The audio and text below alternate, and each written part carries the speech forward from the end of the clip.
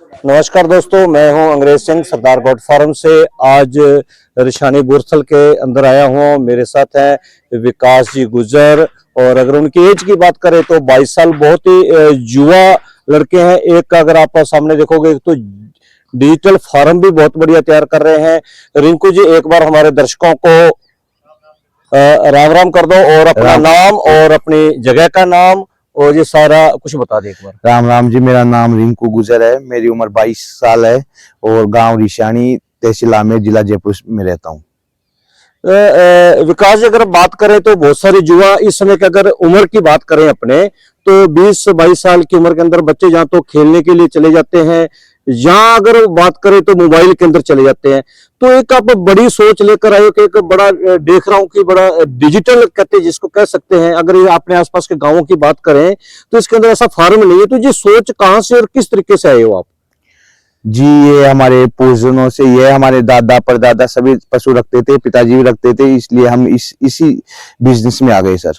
अच्छा, तो अगर अपने स्टडी, आपके मैं स्टडी की बात करूं तो कहाँ तक आपने स्टडी? ग्रेजुएशन हूँ सर, कंप्लीट। बहुत ही बढ़िया बढ़िया है। तो एग्रीकल्चर भी साथ साथ में, पशुपालन, और तो क्या सोचकर अगर घर में भी अगर आप वहाँ जो आपका मेन फार्म है आपका घर के अंदर है, तो वहां से इसको जहाँ पर शिफ्ट कर रहे हो? जी सर, बिल्कुल। एक बार हमारे दर्शकों को आपका जो नया फार्म बन रहा है उसके बारे में एक बार हमें बता दें कि जो शेड आपने बनाया है, जो इसकी लंबाई और चौड़ाई क्या है? ये सर 60 बाई 60 का शेड है सर। 60 बाई 60 का बहुत ही बड़ा शेड है। अगर इस शेड के अंदर बात करूं तो कितने जानवरों की व्यवस्था हो सकेगी आपकी? ये करीबन सर लगभग 50-55 जानवरों की हो जाएगी सर, आराम से। देख रहा हूँ कि अभी कारीगर वगैरह चल रहे हैं। जी सर। तो ये साथ साथ बता दे, तो ये चीजें क्या चीज बनाई हुई है आपकी? जी, ये सर थान है पशुओं के लिए, चारा डालने के लिए। अच्छा, चारा डालने के लिए। ये 7 फुट लंबी है और 2 फुट ऊंची है सर। अच्छा, 2 फीट की ऊंचाई बनाई है सर। तो और इधर क्या चीज तैयार हो रही है? दोनों तरफ सर दोनों तरफ खाएंगी। बीच में ये सर एक गली है जाने आने के लिए। अच्छा, बसों को चारा डालने के लिए सर। अच्छा, बिल्कुल बीचों बीच से आपने एक रास्ता छोड़ दिया है। जी सर। देखेंगे तो अगर अपने जो मिस्त्री जी भी काम कर रहे हैं, लगता है काफी दिनों से। जी सर, काम कर रहे हैं। तो छत भी आपने सर ये शीट लगा रखी है कि जैसे ये लोग की टैन है जो हीटिंग ना मारे, इसलिए पशु को ज्यादा गर्मियों में परेशानी ना हो सर। परेशानी नहीं हो। बहुत बढ़िया, बहुत ही बढ़िया। तो इन जानवरों को आप खूंटे से बांधोगे, जहाँ की पुरानी परंपरा चलती थी कि खूंटे पे बांधने की, और युवा हो आप इसको खुला छोड़ने के हिसाब से चलोगे या कैसे? खुला छोड़ने के लिए पर्पज से बनाया है सर। खुला रखेंगे पशु को, जैसे खुला रहेगा तो अच्छा रहेगा। पशु एक जगह बढ़ने से कुछ परेशानियां रहती है सर पशु को भी। बिल्कुल बिल्कुल। जो देख रहा हूँ एक स्ट्रक्चर आपने इधर भी बना रखा है, आपने जो स्टाफ रूम का है, स्टाफ रूम है सर, और कुछ बांट के लिए बना रखा है, बांट डालने के लिए। अच्छा, बांट के लिए भी और स्टाफ रूम के लिए भी। जी सर। बहुत ही आपने डिजिटल बनाया। अगर बहुत सारे युवा बच्चे हैं, जहाँ और भी लोग हैं, कि अगर इनकी कॉस्ट की बात करें तो कितना खर्चा आपका इसके ऊपर आ गया है? करीबन सर 8.5-9 लाख रुपए का खर्चा बैठ जाएगा सर, शेड के अंदर। जी सर। शेड और जो आपकी जो फैंसी वगैरह जो चीजें लगेंगी। हाँ सर। देख रहा हूँ बाटे वगैरह भी आप बाहर से भी दीवार वगैरह करोगे, बहुत भी आपने देखोगे तो बहुत ही बढ़िया पानी की जो व्यवस्था है वो भी आपने करी है। तो जो पानी की जो व्यवस्था रहेगी वो आपकी इसी शेड के अंदर डिजिटल के साथ ऑटोमेटिक सर, ऑटोमेटिक। जैसे पशु चारा खाएगा, इनके पास पानी की सब सुविधा इसी थान के अंदर ही रहेगी सर। अच्छा, इसी थान के अंदर, जहाँ अलग अलग बाहर से बाहर बनाओगे? नहीं सर। अच्छा अच्छा। पशु जैसे चारा खाए, उसको पानी पीने की इच्छा हो तो पानी पी सकता है, पानी पी सकता। तो जो मैं जो खुला जो बाउंड्री देख रहा हूँ जी, आपने उधर तो आपने फसल बोदी है और इसके अलावा आपने खुला छोड़ रखा है जी। आपने सभी जानवरों के हिसाब से छोड़ा हुआ है? बिल्कुल बिल्कुल सर, जानवरों के लिए वैसे सब देख रेख करके छोड़ा हुआ है, नाप के सर। फिर भी कुछ बातें जो मेरे से छूट गई हों और हमारे आप दर्शकों को दिखाना चाहें और बताना चाहें, जो नए फार्मर या कोई शेड बना रहे हैं, उनकी जो गलतियां हो चुकी है, अगर वो भी अपनी गलतियों को सुधार सके, जो आपने सुधारी हुई है, वो ऐसी गलतियां नहीं करें, ऐसी कोई बातें हैं जो कि हमारे दर्शकों को आप बताना चाहोगे?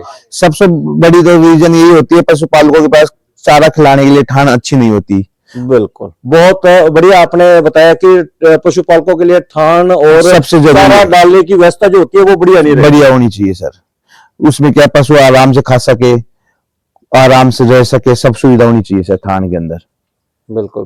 तो जो आपका जो वहां से इस समय आपका, अगर चलो आपका फार्म जब आप शिफ्ट कर दोगे, महीने भर के अंदर आप शिफ्ट हो जाएगा आपका, हाँ सर हो जाएगा। तो उस समय फिर आपके पास एक बार फिर मिलने के लिए मैं फिर आऊंगा आपसे, तब भी फिर भी अपने एक छोटी सी बात कर लेते हैं कि आपके समय इस समय घर के अंदर आपके जो आपका जो पुराना फार्म था, तो वहां पर अभी उस बाड़े के अंदर कितने जानवर रखे हुए हैं सर? आपके? मेरे पास 14-15 तो गाय है, 4-5 भैंस है सर। अच्छा, करीबन टोटल बात करें तो 20 जानवर 20 के आसपास जानवर, हो गए हाँ हैं। सर। वहाँ जगह तो, कम थी इसलिए यहाँ बना लिया खेत में। तो उनका जो मिल्क निकालते हो, वो मिल्क फॉर सेल के लिए कहाँ आप जाते हो, जहाँ आपके पास कस्टमर खुद चलकर आता है? जी सर, सुबह तो कस्टमर आते हैं और शाम का दूध सर सरस डेयरी में जाता है सर। अच्छा, सुबह कस्टमर में मतलब समझो कि आप एक एक दो दो लीटर जहाँ बल्क में एक साथ दे देते हैं? बल्क में सर, एक बल्क में दे देते हो। कौन लेने के लिए आ जाता है? दूध वाला आता है सर, 40 रुपए लीटर लेके जाता है सर सुबह। 40 रुपए लीटर, और शाम का 38 रुपए लीटर जाता है सर। अच्छा, अभी जो सरस डेयरी है वो आपको अभी भी अगर बात करें तो बहुत कम प्राइस मिल रहा है, और जो आपको वहां लेकर जाता है। पर सुनने के अंदर है कि आप जयपुर से बहुत नजदीक हैं, अगर आप अच्छा प्रोडक्ट तैयार करते हैं। अगर मैं एक बात करूं तो दूधू के अंदर एक बहुत बड़ी डेयरी है, गिर नस्ल की, शायद आपने देखी हो नहीं देखी, पर मैंने वहां पर विजिट किया था, तो वो बता रहे थे कि मेरा 80 रुपए लीटर मैं दूध सेल कर रहा हूं, तो आप क्यों नहीं कर पा रहे? सर वो उनके थैली पैकिंग वाला सिस्टम, अपन भी वही करेंगे सर। अपना जब बड़ा कर रहे हैं तो उसके हिसाब से करेंगे। और उनके पास गिर नस्ल की गाय, अपने पास एचएफ नस्ल की गाय है सर। नहीं, एचएसवी और गिर दोनों ही बढ़िया नस्ल हैं, और बात करो तो इंडिया के अंदर और राजस्थान के अंदर शिक्षित फुल भी है। और आपने कौन कौन सी अगर गायों के अंदर नस्ल की बात करो, सिर्फ एचएफ ही रखी है या और भी नस्ल की है? एचएफ है सर। तो और एक आईशाही नस्ल की गाय है। अच्छा, एक गाय अपना कितना दूध दे देती है? करीबन सर 35 से 40 लीटर के बीच में दूध देती है। 35 से 40 लीटर के दूध। अगर अपने एक गाय का, अगर बहुत सारे दर्शक है जो किसान हैं वो देखते हैं, जो जुआ है, आपको देखकर बहुत सारे किसान भाई है कि जो जुआ लड़के हैं वो मोबाइल से निकलकर कहीं ना कहीं वो इस बिजनेस के साथ या इस धंधे के साथ जुड़ेंगे, पर वो फिर देखते भी एक गाय का जो खर्च होता है, मान लो एक गाय आपने खरीदी, एक गाय की अगर अपने कीमत मानते तो कितनी हो जाती है? 40 लीटर दूध की गाय सर आराम से आपको 1,90,000, 1,05,000, 1,10,000 मतलब कि करीब अपने लाख रुपए तक की गाय मिल जाती है। हाँ जी सर। तो अगर अपने एक दिन की कॉस्ट की बात करें तो एक दिन के अंदर वो कितना दूध दे देती है और उसका कितना खर्चा आ जाता है? और कितना 1600 रुपए का दूध हो जाता है सर। उसका वो खर्चा आ जाता है सर करीबन 500-600 रुपए का लगभग सर। मतलब आपका कहने का मतलब ये है कि एक गाय के ऊपर अपने रोज के 1,000 रुपए बचा सकते हैं? जी सर, बच रहे हैं मेरे सर, बच रहे हैं आपके। हाँ। तो मैं पहले आपकी एक वीडियो, शायद आपके बड़े ब्रदर थे, उनके साथ मैंने कानाराम जी गुजर के साथ शूट की थी, और आज आप मिले हो, वो कारणवश कहीं नहीं मिले मेरे से, तो वो भी जो चीजें बता रहे थे मेरे को, तो उनका भी जो बढ़िया था। हाँ जी सर, है ना? तो वो उस समय अगर आज के दिन की बात करें तो आज आप पर डे का कितना पैसा आपके पास बचत आ जाती है? अब देख लीजिए सर, आप आराम से 14,000 रुपए के लगभग दोनों टाइमों का दूध हो जाता है सर मेरा। उसमें सर करीबन एक गाय का 600 रुपए के हिसाब से निकाल लीजिए, बाकी बचत ही बचत है सर। बल्कि कुल मिलाकर के पर डे की अगर बात करें तो जो 10,000 की बचत कर रहे हैं, और अगर महीने की बात करें तो जो करीब करीब 3 लाख रुपए के आसपास चले जाते हैं जी सर। तो बहुत बढ़िया बिजनेस है, बहुत बढ़िया धंधा है। और भी हमारे दर्शकों को कोई आप इस आपके डिजिटल फार्म के अंदर कुछ चीजें दर्शकों को हमारे के बताना चाहो तो आप बता सकते हैं। अगर एक बात और कहूंगा कि आप जुआ है, एक बड़ा उत्साह के साथ इस बड़े फार्म को लेकर आए हो, इतना बड़ा खर्च आपने किया है, और हमारे जो आपके हम उम्र जुआ है उनके लिए आप क्या मैसेज छोड़ोगे कि वो क्या धंधा करें क्या नहीं? ये सर सबसे बढ़िया बिजनेस है इसमें सर। और सबसे पशुपालकों को मैं एक बात कहना चाहता हूँ, जो शेड तैयार करें ना उसकी हाइट अच्छी लेनी चाहिए सर। यदि कम हाइट लोगे तो नुकसान रहेगा सर।